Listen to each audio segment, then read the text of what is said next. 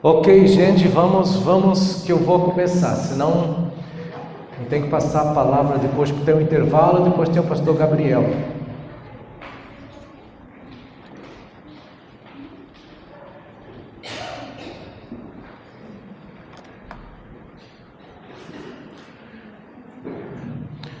Nós estamos no ponto ainda, dentro da sua apostila, nós estamos no ponto ainda 1.4a, tá bom?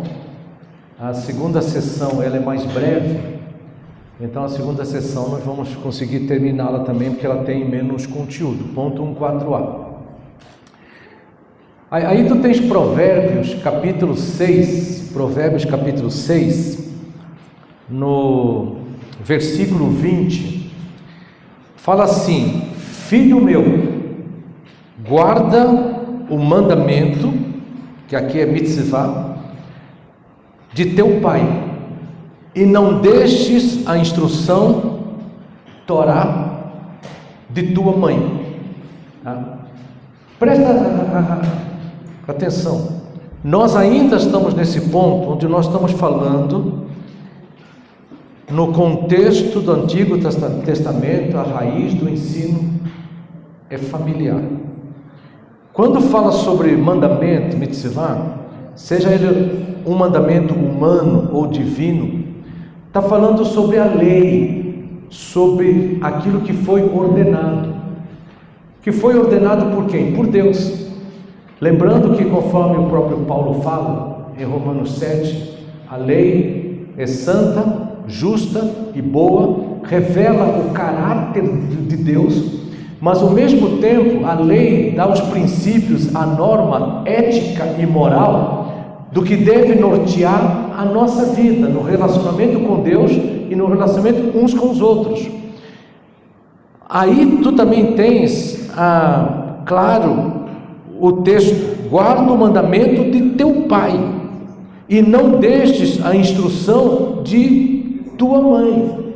Nós estamos falando duas coisas aí que deixam claro: pai e mãe envolvidas no ensino, na instrução do filho.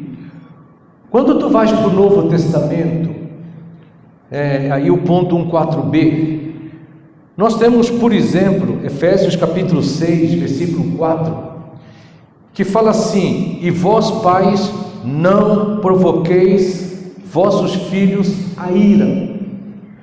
Isso aqui dava um bom estudo, mas não vamos focar isso agora. Mas criai-os na disciplina e na admoestação. Disciplina, paideia; admoestação, de novo, noutesia, vem aí o nous. Agora, disciplina e admoestação de quem? Do Senhor.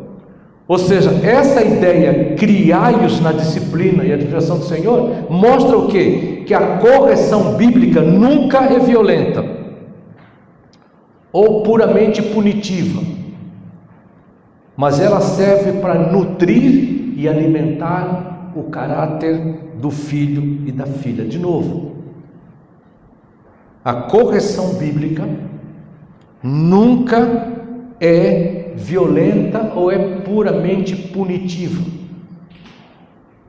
mas ela serve para nutrir e alimentar o caráter do filho.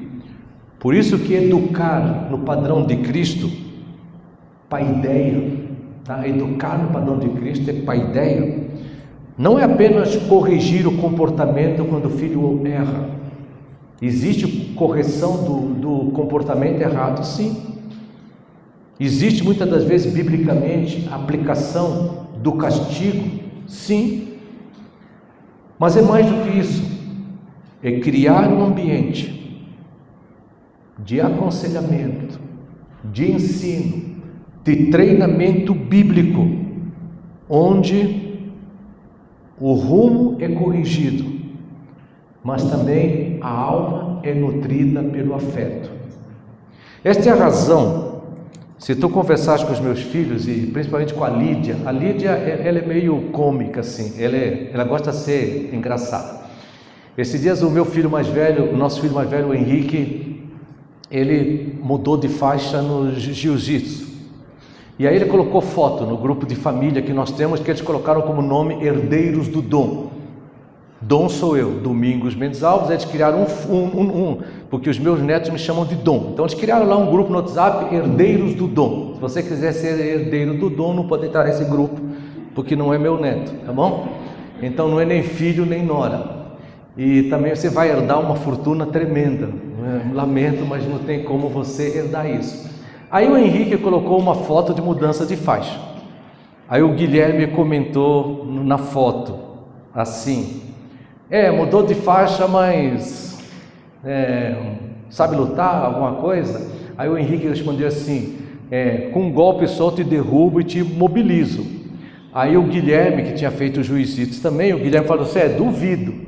O Henrique falou: fica duvidando para ver. Aí a Lídia falou assim: é assim que começam as guerras, né? A Lídia falou: é assim que começam as guerras, né? Então, se tu conversares com a Lídia um dia, a Lídia vai dizer: nossa, eu sofri muito com os meus irmãos, porque a Lídia é a filha do meio. O Henrique tem 44, a Lídia vai fazer 43 amanhã, não, segunda-feira, e o Guilherme 42. Eles estão seguidos aí. Aí, às vezes tinha briga entre eles. Aí tinha uma briga entre eles. Aí o Henrique, a Lídia chorando: o que aconteceu, Lídia? O Henrique me bateu. Aí eu chamava a Lídia. Eu falava assim: Lídia, Henrique, ela me provocou. Eu falei: então vai ser disciplinado os dois. Você vai ser disciplinado os dois. O Henrique: mas ela me provocou. Eu falei: tá bom, filho. Se amanhã no trânsito alguém te provocar, você vai bater na pessoa?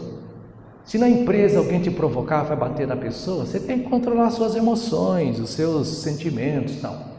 E Lídia, você vai disciplinar. Mas eu não fiz nada. Não, você provocou seu irmão. Então você vai ser disciplinado. A Lídia fala assim: eu apanhava do Henrique, depois apanhava do meu pai também. Aí então eu falava assim: baixa a calça, vou dar 3 varadinhas. A Lídia falava assim: vai doer? Eu falava: vai. E a Lídia falou assim: bom, pai bate. Eu falava assim: por que você vai ser disciplinada? Porque eu desobedeci. Desobedeceu por quê? Porque eu provoquei o Henrique, não sei o que, tudo mais e tal. Quando terminava, não feria, não saía sangue, não ficava vergão, mas era o suficiente para sentir dor. Eu dizia assim: agora abraça o papai. O papai fez isso por quê? Ela dizia assim: porque o pai me ama. Então, o pai te ama. Abraça o pai. Abraça o pai. Tá assim. O Henrique era mais abraça o pai. Falou assim: Henrique, vai ter que disciplinar de novo. Aí a Lídia dizia: o Henrique é burro, em vez de chorar logo e abraçar, ele ficava nesse aspecto aí. Agora pergunta para o Henrique, a Lídia e o Guilherme. Nenhum deles é traumatizado. Todos eles corrigem os seus filhos, aprenderam com os pais. Agora deixa eu contar para você um outro testemunho. Eles têm um amigo de infância chamado André. O André é da idade deles. O André não era nosso filho. O André é filho de um amigo na igreja que nós aconselhávamos e discipulávamos. Recentemente, conversando com o André, eu fiquei surpreso com uma coisa. O André estava falando sobre a disciplina e a educação dos filhos dele. Sabe o que o André falou? Ô tio, ele me chama de tio. Eu aprendi a corrigir os meus filhos olhando o tio. Agora, o André era criança, ele era adolescente. E se o Henrique, o Guilherme e a Lídia hoje convivem com pais que não corrigem os filhos, eles dizem: é um absurdo. Eles ficam surpreendidos. Então, é criar um ambiente de mentoria, de aconselhamento, de treinamento diário, onde a correção corrige o rumo e o afeto nutre a alma. 2 Timóteo capítulo 1, você tem aí o texto, onde Paulo fala assim: pela recordação, 2 Timóteo 1,5, de tua fé sem fingimento, a mesma que primeiramente habitou em tua avó Loide e em tua mãe Eunice, Estou certo que também em ti. Tu, porém, permanece naquilo que aprendestes, que fostes inteirado, sabendo de quem aprendeste, e que desde o quê? A infância. Sabes o quê? Onde Timóteo aprendeu? Em casa. Com quem?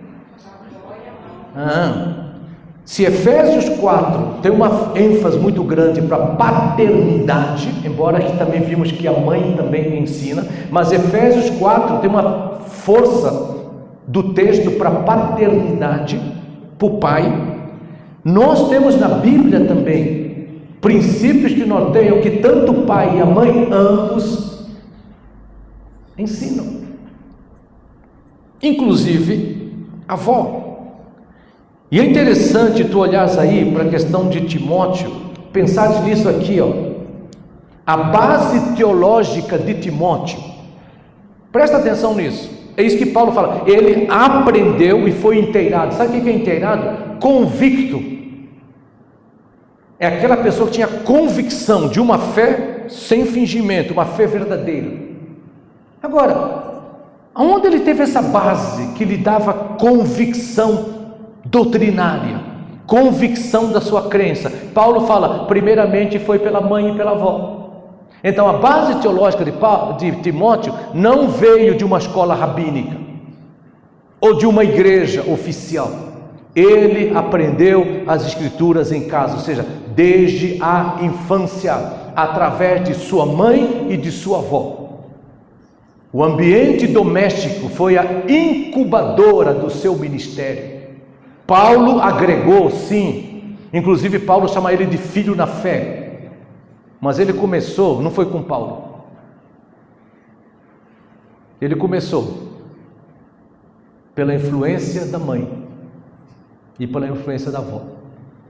Os nossos filhos conheceram uma senhora que foi professor deles, que o marido dela não era convertido, mas aquela mulher teve uma influência de fé tão forte na vida dos filhos, que uma filha dela foi minha colega no seminário teológico, uma outra filha, um filho se tornou pastor, e a outra filha, casada também, ela também casou, e todos eles são plenamente ativos na vida cristã e têm influências fortes de liderança nas igrejas que eles estão presentes, por influência da mãe, cujo marido não era convertido.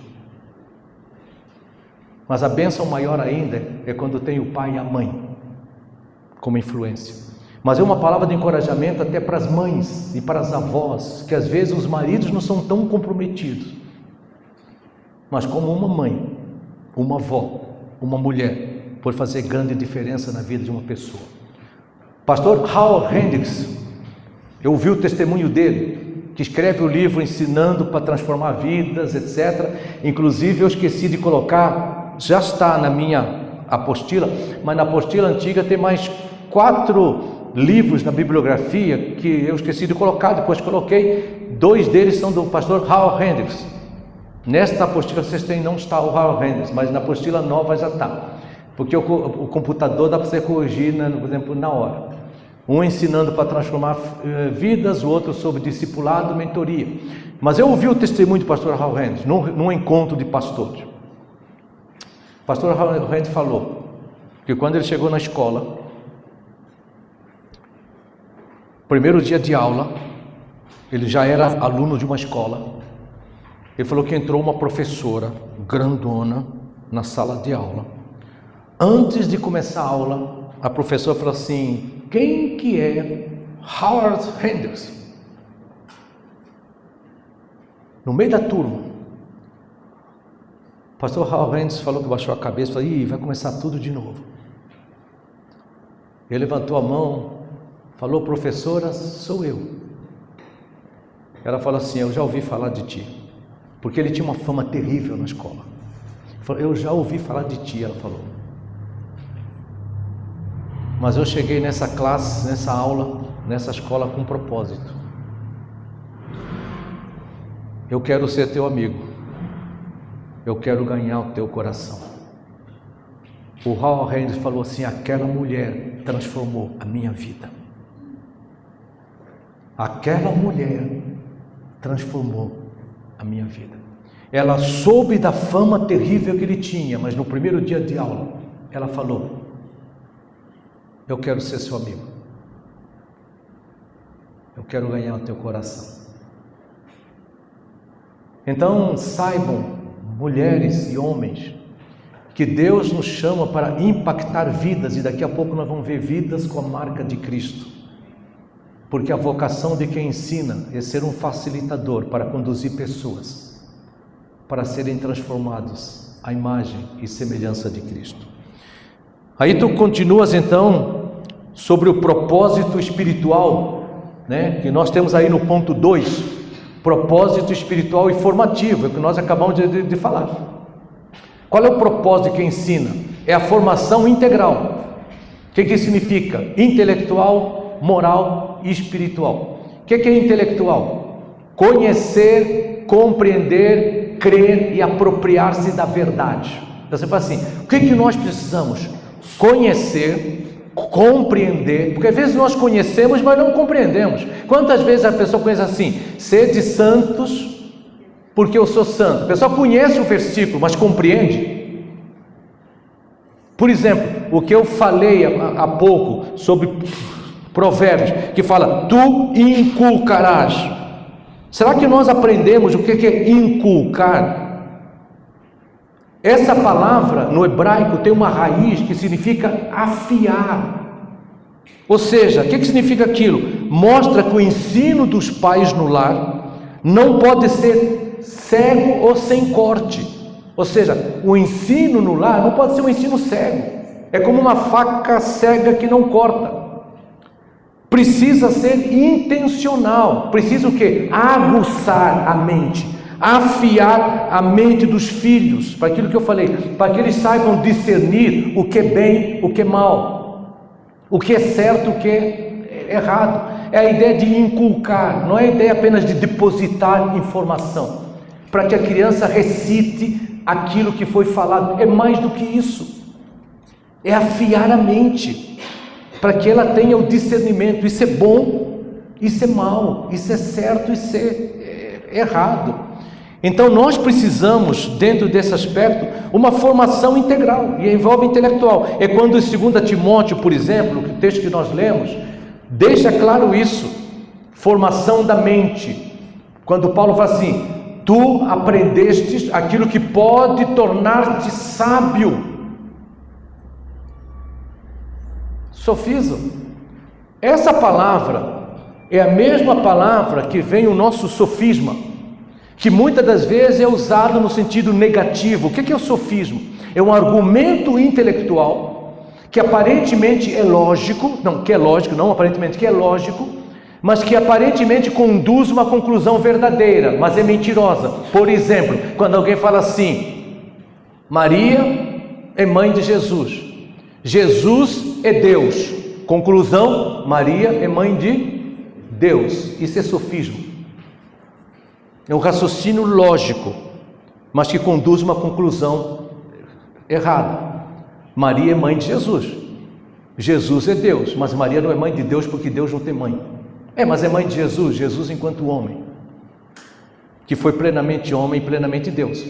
Deus pode tudo? Pode. Deus pode criar uma pedra que Ele mesmo não pode levantar? Isso é sofisma. Deus pode tudo? Pode. Mas Ele pode criar uma pedra que Ele mesmo não pode levantar? Isso é um argumento sofisma. Por isso que Paulo fala em 2 Coríntios 10, que a palavra de Deus é poderosa para destruir fortalezas e raciocínios que se levantam contra o conhecimento. No caso aqui, quando usa essa palavra sofizo aqui, ele não está falando no aspecto negativo, mas era instruir na verdade divina, dar entendimento espiritual real, ou seja, instruir a mente, para que a pessoa tenha o raciocínio lógico, mas que leve a conclusões verdadeiras. É aprender a pensar. Não é simplesmente conhecer, saber pensar. Nós precisamos intelectualmente saber pensar, desenvolvermos o nosso raciocínio de uma forma lógica, mas que leve a conclusões verdadeiras à luz da Escritura. Uma outra coisa, Romanos capítulo 10, versículo 9 a 10, a apropriação da verdade no coração, quando fala que se teu coração creres, teu coração, no contexto bíblico, coração, cardia, e daí vem a expressão cardíaco. Muitas das nossas palavras na língua portuguesa vêm da raiz grega, né? Antropomorfismo, antropologia, cardíaco, enfim, sofisma e muitas outras coisas, lógica e tal. Ou seja, ética, e aí vai. Então, por exemplo, a cardia na Bíblia representa o quê? O centro das decisões. Por isso que Provérbios 4 fala, 22, tudo que se deve guardar, guarda o quê? O teu coração, porque dele procedem as fontes da vida. É o centro. Por isso que Jesus fala assim, do nosso coração que procedem. É o coração, é o centro das decisões, do intelecto, da vontade. Está falando do nosso interior. Então é a apropriação da verdade no coração. É como alguém falou, desce para o íntimo. Não fica na exterioridade da nossa vida. Vai para o nosso íntimo. Está lá no nosso coração. Está no centro da nossa vida. Outra coisa, Romanos capítulo 12, 1 a 2, é mudança de mentalidade, de cosmovisão. Lembra que Paulo fala em Romanos 12, culto racional. O que é um culto racional? Muitas das vezes nós achamos que um culto de verdadeira espiritualidade tem um êxtase emocional. Tem pessoas que falam, não, o culto foi uma bênção, porque todo mundo chorou, se emocionou, muita emoção. Mas como fala muitas das vezes, homens como Paul Walsh, John Piper, dizia o John MacArthur, tá? E muitos outros, Deus foi glorificado, a palavra foi ensinada, vidas foram transformadas, houve manifestações de dons. A igreja de Corinto era rica em dons, mas Paulo chama de crentes carnais, uma igreja cheia de conflitos, de problemas. Eles nem entendiam, eram ignorantes a respeito dos dons espirituais e tantas outras coisas. Ou seja, o culto ele é racional, lógico, porque é a mente do discípulo que você de fato compreende, entende. Quantas das vezes nós estamos cantando uma música, nos emocionamos com a letra da música, mas não compreendemos a letra da música. O culto lógico, você compreende o que você está falando, você compreende o que você está ouvindo, você tem a mente com a compreensão do que aquilo significa. Mas ao mesmo tempo transformados. Transformação pela renovação de quê? Da mente. A transformação não vem pelas nossas experiências espirituais. Sabe o que as nossas experiências espirituais comprovam? Não comprovam absolutamente nada. Porque as experiências espirituais são muito particulares e peculiares de cada um. Por isso que o justo não é dirigido pela experiência. O justo é dirigido pela fé. A fé é certeza, a fé é convicção, é lógica. E a verdadeira fé, ela produz transformação de vida. Por isso que a verdadeira fé gera obediência. Então, uma mudança de mentalidade, né? Tanto é que é muito comum, muitas das vezes a pessoa quer mudar comportamento, mas se esquece que comportamento começa aqui. Porque cosmovisão tem a ver com o que eu sou, O que é o mundo? Qual é a minha missão no mundo? Se eu compreendo que eu sou filho de Deus em Cristo Jesus, que o mundo é criação de Deus, que eu sou peregrino e forasteiro nesse mundo, que eu estou nesse mundo para conhecer a Deus, tornar Deus conhecido, viver por seu agrado, para a sua própria glória, isso tem impacto nos meus pensamentos, nas minhas crenças, que tem impacto nas minhas crenças e pensamentos, nos meus comportamentos e hábitos que têm influência no meu caráter que faz com que eu busque instituições que estejam de acordo com isso. Por isso que as pessoas se ligam a certas instituições. Por quê? Por causa do caráter e o destino. Por quê? Por causa dos hábitos e comportamentos. Por quê? Por causa dos pensamentos e crenças. Por quê? Por causa da cosmovisão de quem eu sou. Por exemplo, esses dias eu vi na rua de Viseu uma mulher vestida como coelho, né? Porque ela quer ter a identidade de coelho. Então, na instituição que ela se une, qual que é? É o grupo que o pessoal se identifica com essa mesma visão. Ela vai procurar uma instituição, um grupo, seja ele organizado ou não, que tem essa mesma cosmovisão. Agora, como é que muda isso? É só mudar, porque para mudar caráter, destino, aos grupos que eu me uno, que eu me organizo, eu preciso voltar para hábitos e comportamentos. Mas para mudar hábitos e comportamentos, eu preciso voltar para crenças e pensamentos. Para isso eu preciso voltar para as perguntas: quem eu sou, o que eu faço, que é o mundo. Por isso que a Bíblia fala, é pela mente. Tem um livro do Dr. Larry Crabb, Transformação de Dentro para Fora. Ela não vem de fora para dentro. Muitas das vezes nós achamos que mudar a rotina do nosso filho muda o seu caráter. Não. Quer ter um caráter transformado? Tem que ir à raiz interior de quem ele é. Por isso que eu sempre dizia para os meus filhos: vocês têm um comportamento não porque vocês são filhos de pastor, essa não é a vossa identidade. Assim como minha esposa sabe que a obrigação dela não é esposa de pastor, ela não é, a identidade dela não é esposa de pastor. Teve um dia, com todo respeito, que houve um senhor que ligou para ela falou assim: com quem eu estou falando? Ela falou assim: a esposa do pastor Domingos. Ele falou: minha senhora, a senhora me desculpa, mas a senhora não é esposa do pastor Domingos, a senhora é a senhora.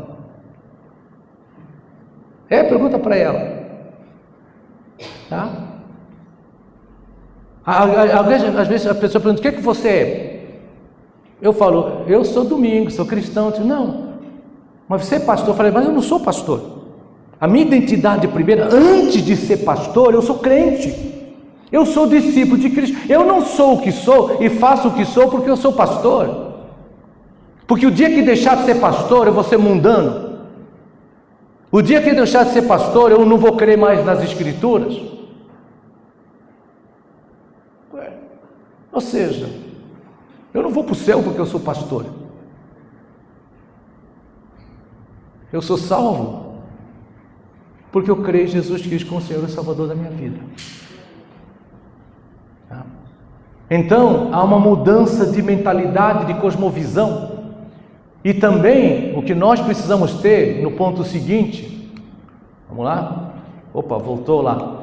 No ponto 2 ainda, moral espiritual. Então, você tem lá a questão, por exemplo, de nós precisamos pensar que o foco, tá aqui, ó. Se preocupem não quando a gente se perde nos aparelhos. O foco são discípulos transformados à semelhança do caráter de Cristo. Então, quando é ponto 2.2, moral espiritual, gerar convicção de pecado, transformação de caráter e maturidade. Qual é o foco? Discípulos transformados à semelhança do caráter de Cristo. Aí nós temos ponto 2a, o processo de transformação do caráter, Gálatas 4:19. Meus filhos, por quem sofro de novo as dores de parto, até Cristo ser formado em vós. A ideia aí de formados em vós, né, é a ideia de ser esculpido em nós. É como um artista que pega uma obra que está esculpindo algo, trabalhando algo, ou seja, o caráter de Cristo sendo esculpido, talhado, trabalhado, moldado, para que nós possamos nos parecer mais com Jesus. Esse é o desafio, tá? O objetivo final, ser conforme a imagem de Cristo.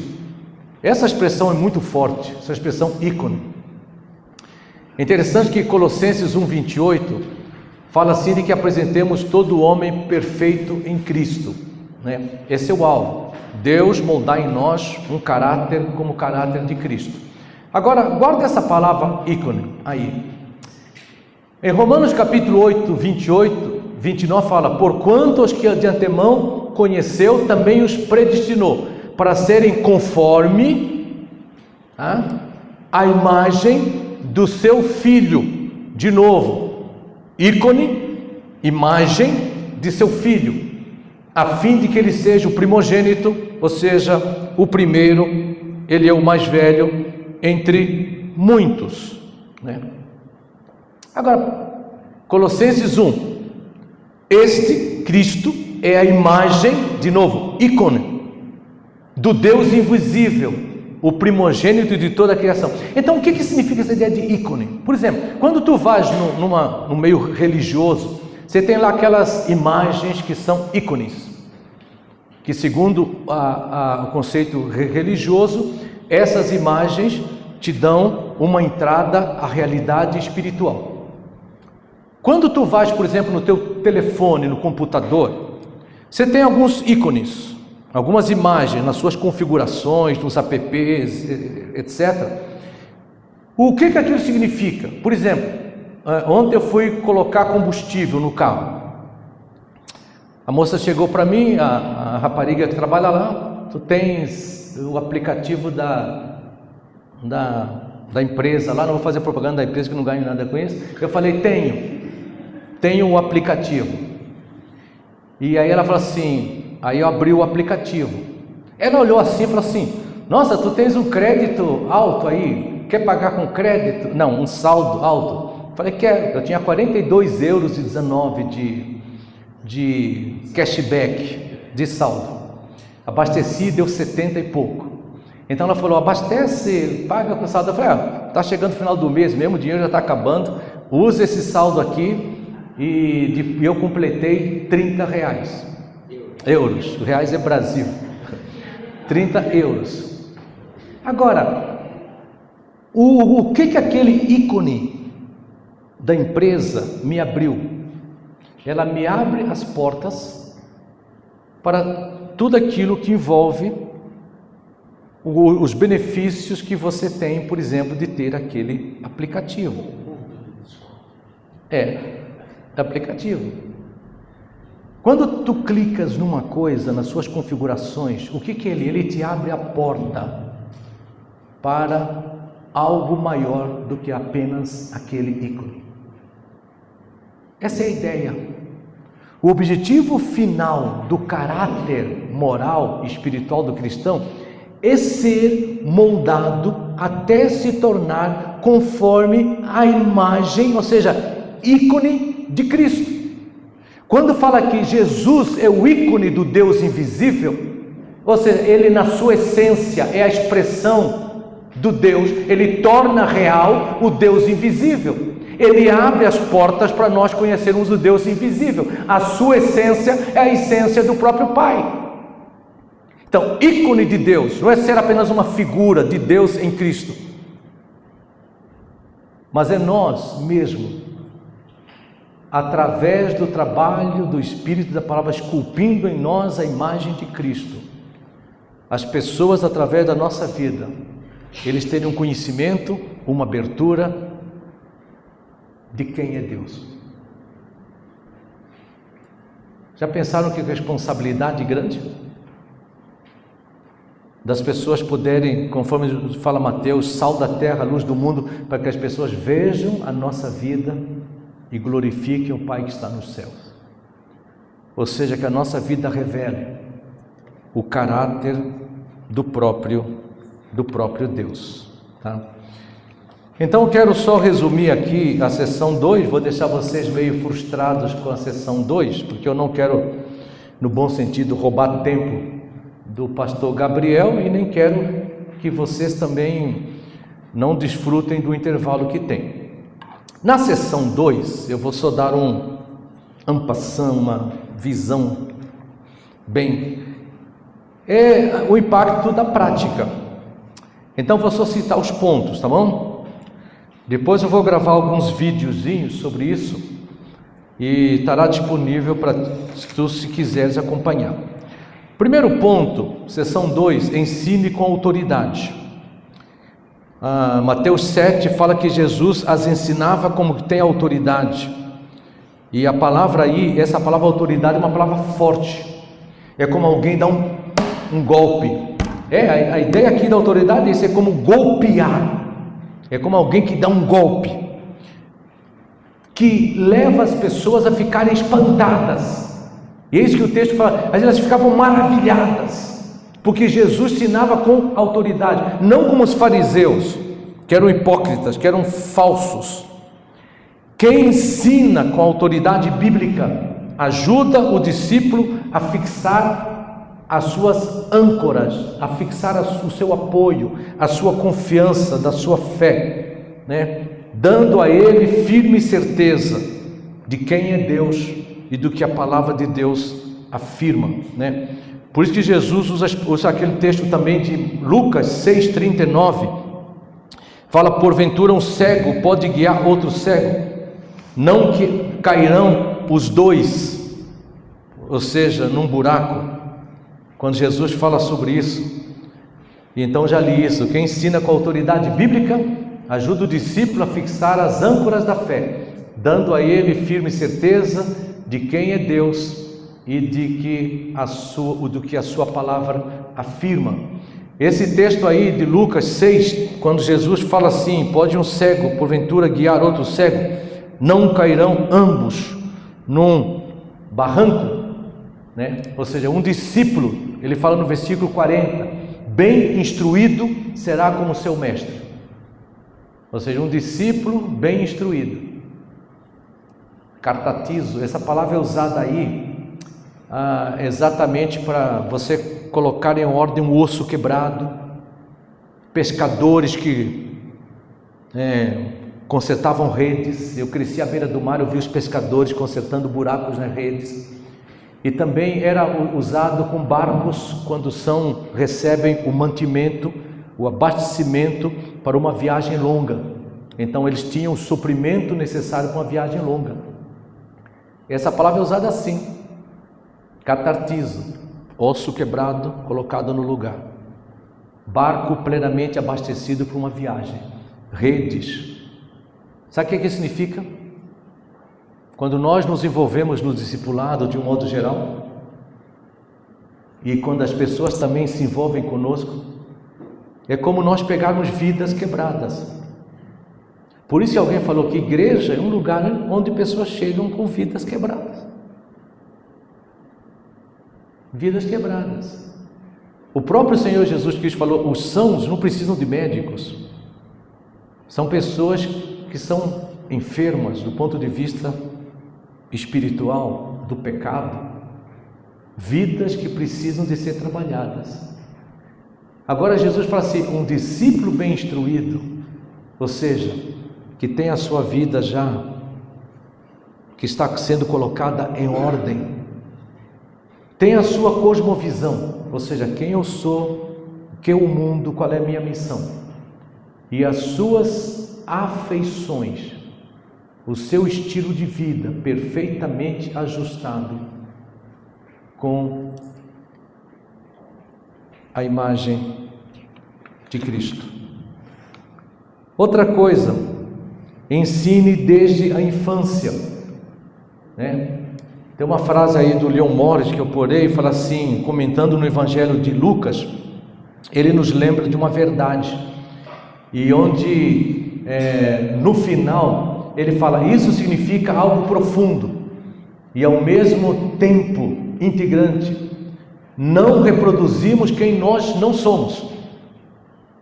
Ou seja, você não pode, o discípulo ser, nós não reproduzimos quem nós não somos.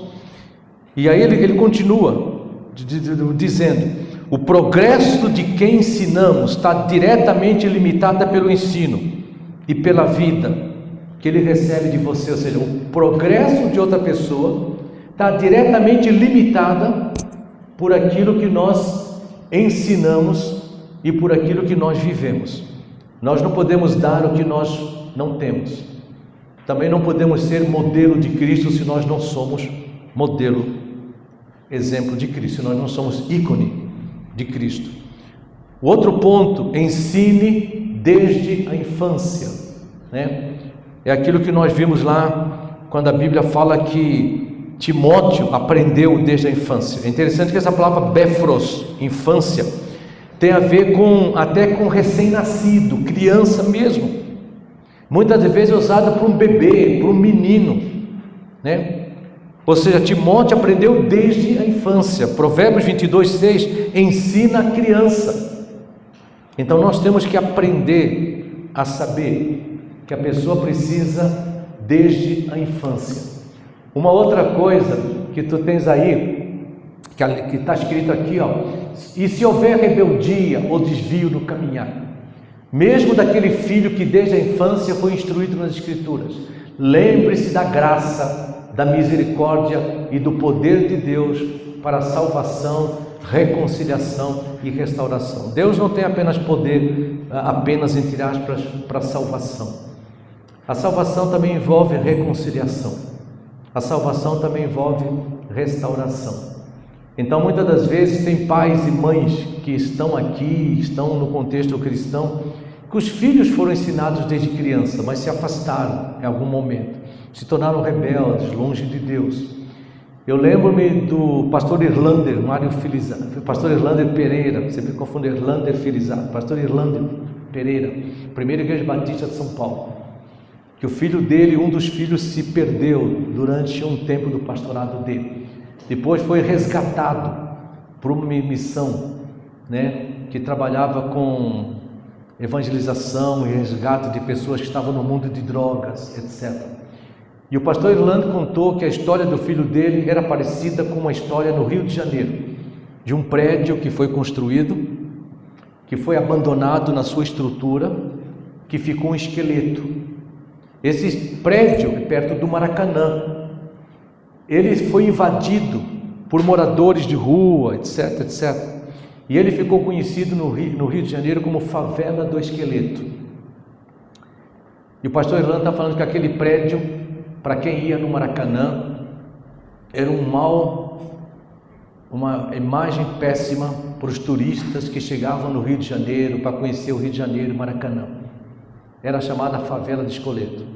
Uma época no governo Chagas Freitas, houve um projeto de derrubar o prédio, desocupar o prédio e derrubar. Foram mandados para lá engenheiros para ver como demolir o prédio, e falou que quando chegaram no prédio, eles ficaram impressionados com a estrutura sólida do prédio. Então recomendaram que o prédio não fosse demolido, que fosse aproveitada a estrutura do prédio. E eles aproveitaram a estrutura do prédio e depois se tornou um dos prédios da Universidade Federal do Rio de Janeiro. E o pastor Irlando dizia, eu quando conheci a história daquele prédio, eu lembrei da história do meu filho.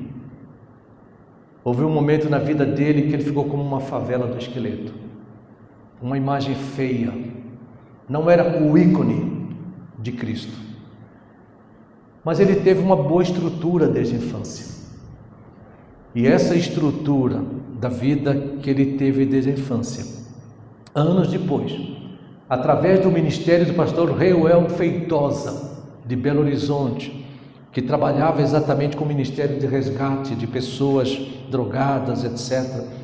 A vida daquele filho foi resgatada e restaurada. E o pastor Orlando dizia, pela estrutura que foi dada na sua infância. Há um livro também do pastor, que fugiu o nome dele, agora fala assim, Coragem aos Pais, que fala exatamente isso, coragem. Talvez você conheça a história de crianças e jovens que cresceram no contexto da família cristã, que foram desde pequenos ensinados nas Escrituras, mas que num determinado momento se desviaram. Ore, dobre os joelhos, confiando que aquela base que foi lançada possa servir para trazê-los de volta ao caminho de Deus. Uma outra coisa, então, ensine com intencionalidade, com sabedoria, com esforço, com responsabilidade. Colossenses 1:28, ensinando a todo homem, a fim de que apresentemos todo homem perfeito em Cristo. Versículo 29, para isso me afadigo, esforçando-me. A palavra esforçando é agonizo, é agonizar, segundo a eficácia que opera em mim. Ou seja, ensinar, educar, discipular, dá trabalho? Dá. É cansativo? É. Por isso que muitos pais, muitas mães, muitos membros da igreja não querem, porque dá trabalho.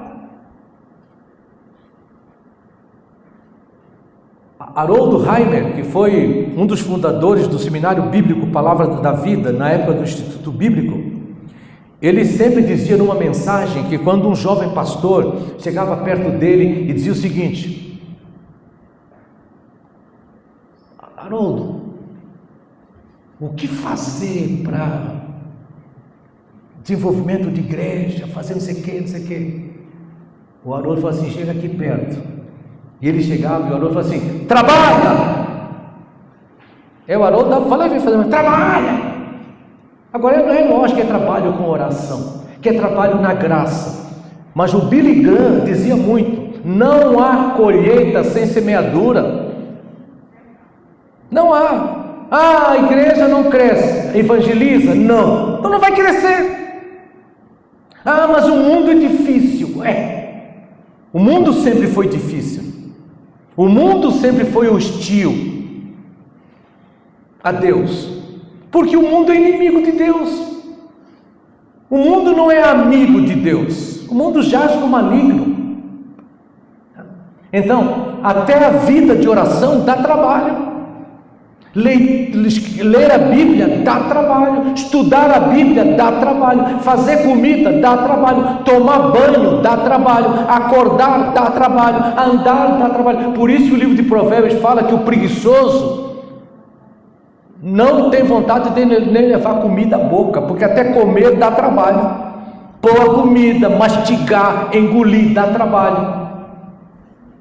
E se você mastigar ainda bem, 20 vezes a mesma coisa na boca, mais trabalho ainda você tem.